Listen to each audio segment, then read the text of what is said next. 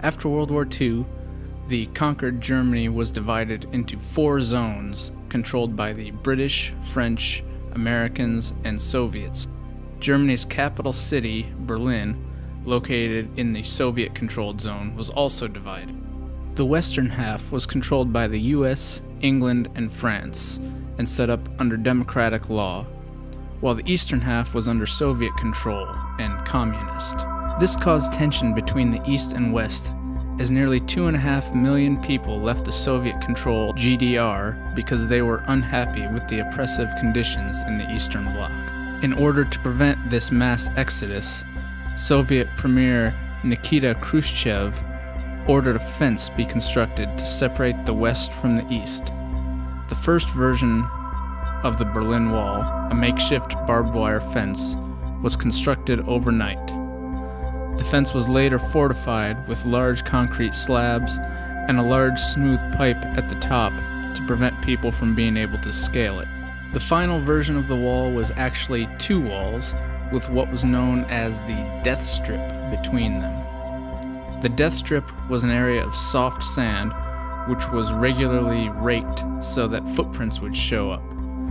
Guard towers, watchdogs, and minefields added to the treachery of the death strip.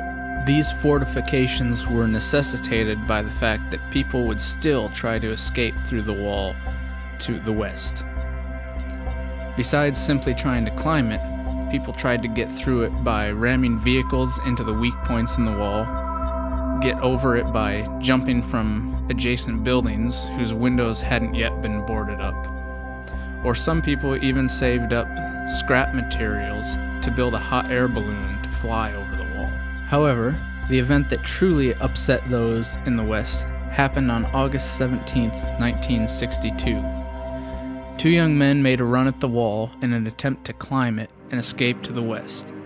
The first made it over, avoiding the gunfire from the East German guards, but the second, Peter Fechner, was not so fortunate. He was shot ascending the wall and fell back to the ground, giving up on his escape. He lay on the ground, wounded and bleeding, and screamed for help, but no one came.